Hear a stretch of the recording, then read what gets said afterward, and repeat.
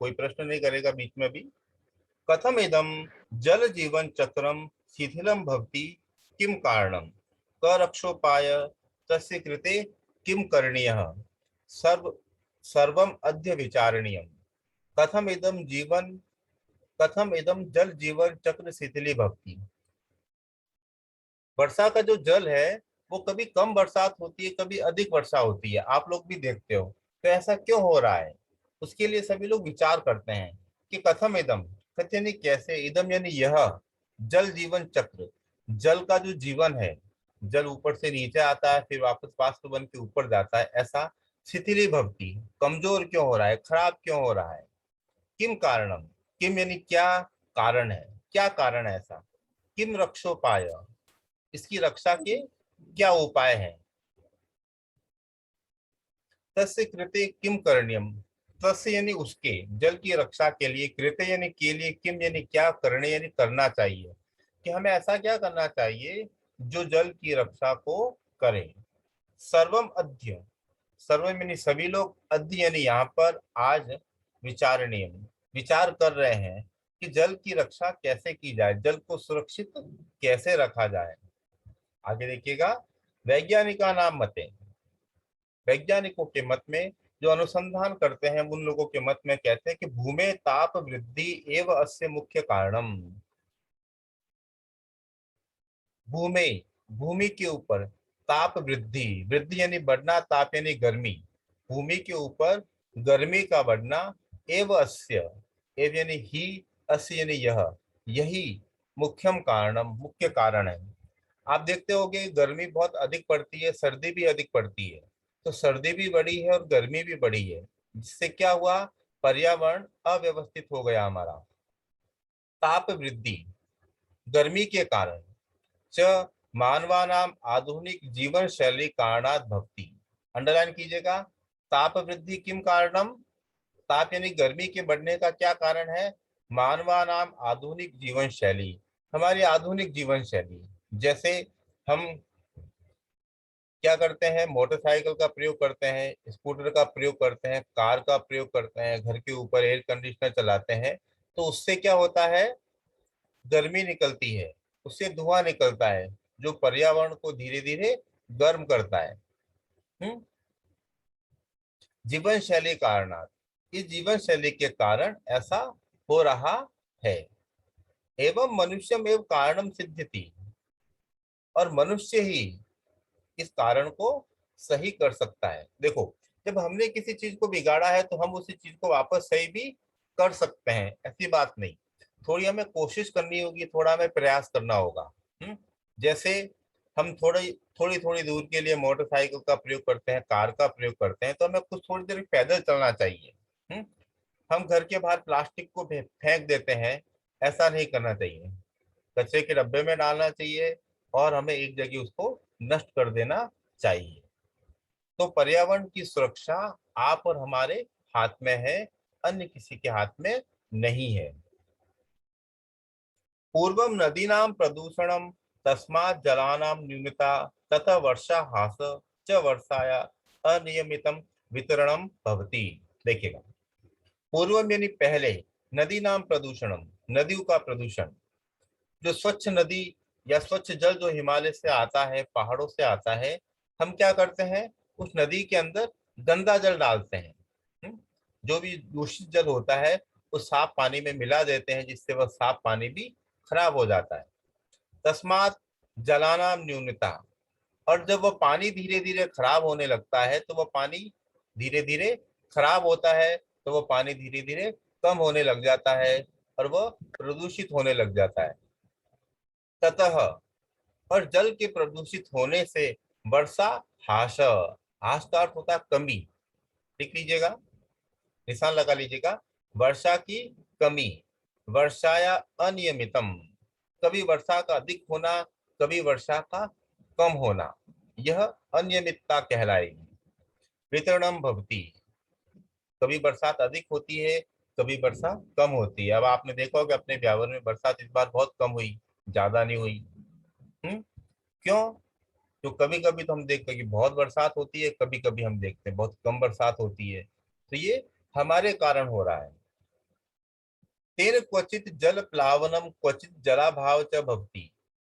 इसके कारण से क्वचित यानी कहीं कहीं, जल प्लावनम, प्लावनम प्लावन बोलते हैं बाढ़, लिख लीजिए शब्द को, जल प्लावन, प्लावन बोलते हैं बाढ़।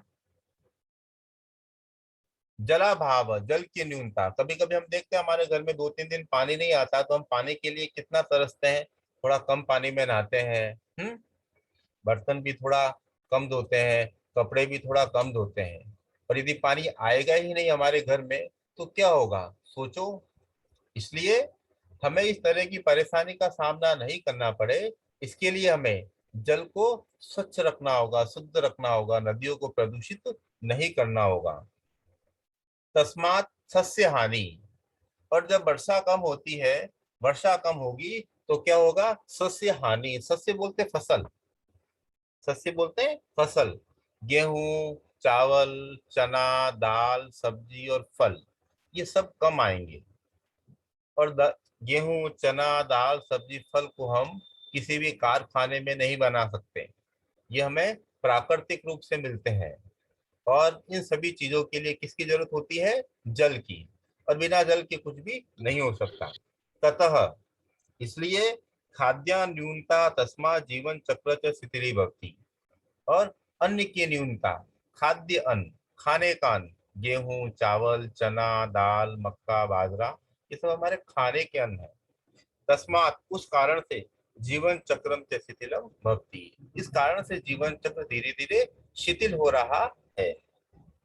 अंतिम में देखना, मनुष्य यदि, आप और हम यदि सचेत भूतवा, जागृत होकर, एकदम होशियार हो जाए कि हमें जल को प्रदूषित नहीं करना है, जल को बचाना है, पर्यावरण को बचाना है, तो स्वजीवन चर्चाया में साधारण परिवर्तनम करोति। आप स्वयं समझकर, हमें खुद समझना होगा, और अपने स्व यानी अपने जीवन चर्चा, चर्यायामेव, जीवनचर्या, हम सुबह उठते हैं, कुछ गंदा करते हैं, कुछ प्लास्टिक बाहर फेंकते हैं, गंदा जल बाहर फेंकते हैं, ऐसा नहीं करना है। हमें कोशिश करनी है कि पर्यावरण को स्वच्छ रखना है। जिस तरह से हम अपने शरीर को स्वच्छ रखते हैं ना, ब्रश करते हैं, बालों को धोते हैं, आंखों को धोते हैं, शरीर को धोते हैं, कपड़ों को धोते हैं, हमें भी गंदगी पसंद नहीं होती। तो उसी तरह से यदि हम अपने घर के बाहर गंदगी फेंकेंगे, गंदगी करेंगे, तो क्या ये पेड़ पौधों, जमीन, मिट्टी को पसंद आएगी? नहीं आएगी। हम बोल सकते हैं कि हमारा, मेरी शर्ट गंदी हो गई, मुझे दूसरी पहननी है, तो उसको धोना होगा। लेकिन मिट्टी कह नहीं सकती, पर्यावरण कह नहीं सकता, पेड़ कह नहीं सकता, हवा कह नहीं सकती आपकी कि भाई आपने गंदा क्यों किया। तो ये हमारा क्या है, विवेक है कि हम इन सब चीजों को गंदा न करें, प्रदूषित न करें।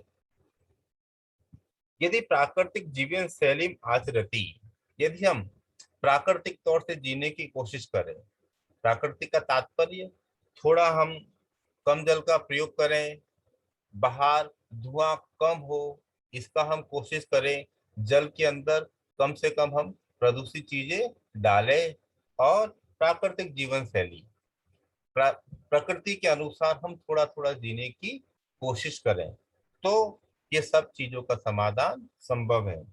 तेनेव सर्वम उपयुक्त रक्षितम भवेत। और इस जीवन शैली से हम सर्वम उपयुक्तम, ऊपर जो कही हुई चीजें हैं सबके सब सुरक्षितम भवे, सब सुरक्षित कर सकते हैं। जल भी प्रदूषित नहीं होगा, पर्यावरण भी प्रदूषित नहीं होगा, मिट्टी भी प्रदूषित नहीं होगी, और हमें खाने के लिए अच्छी अच्छी चीजें भी मिलती रहेगी समय पे। गेहूं, आप सोचो, एक बार यदि बरसात नहीं हो पूरे साल, तो गेहूं कहाँ मिलेगा। एक साल यदि बरसात नहीं हो तो हमें सब्जियां नहीं मिलेगी, पत्तेदार सब्जियां कहाँ से आएगी, अच्छे फल नहीं मिलेंगे, सभी की कमी हो जाएगी तो बहुत महंगे मिलेंगे, और जब महंगे मिलेंगे तो हमें खाने को कम मिलेंगे, और हो सकता है न भी मिले। अतः, इसलिए अस्माकम इदम आदर्श वाक्यम भवेत, इसलिए हमें जीने के लिए एक आदर्श वाक्य का प्रयोग करना चाहिए, या आदर्श वाक्य के अनुसार जीवन को जीना चाहिए। देखिएगा नीचे, जलेन जीवनम भूमो जलम रक्षति रक्षितम।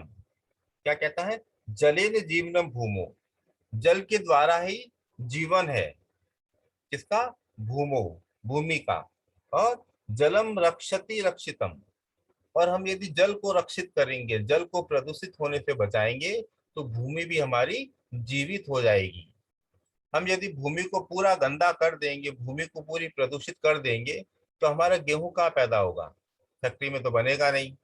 ये बात आप भी जानते हो। किसान को ही गेहूं पैदा करना है मिट्टी में से। और जलम नष्टे, यदि जल दूषित हो गया, जल नष्ट हो गया, तो जगत नष्टम, जगत बोलते हैं संसार, सारा संसार नष्ट हो जाएगा। जलम रक्षत रक्षम तो जीवितुम, जल की रक्षा करने से ही हमारा जीवन है। यदि हम जल की रक्षा नहीं करेंगे, तो हमें जीवन अच्छा नहीं मिलेगा, हमारा जीवन भी नष्ट हो जाएगा। एक बात बताते हैं, यदि हमारे घर में थोड़े दिन तक पानी नहीं आए, तो क्या होगा? आप स्कूल आए कभी, और उस दिन पता चला कि आज स्कूल में पानी की व्यवस्था नहीं है, और दूसरे दिन भी ऐसा हो गया, तीसरे दिन भी ऐसा हो गया, तो क्या करोगे? खाना खाने के बाद पानी पीने की परेशानी आएगी आपको। बाहर खेल कर आए, जब भी आप पानी पीते हो, वॉशरूम जाते हो, वहां भी आपको पानी नहीं मिलेगा, नहाने के लिए पानी नहीं मिलेगा, तो कैसा लगेगा?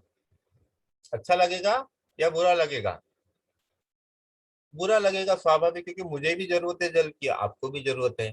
तो हमें करना यह है कि ऐसा कोई काम नहीं करना जिससे जल प्रदूषित हो।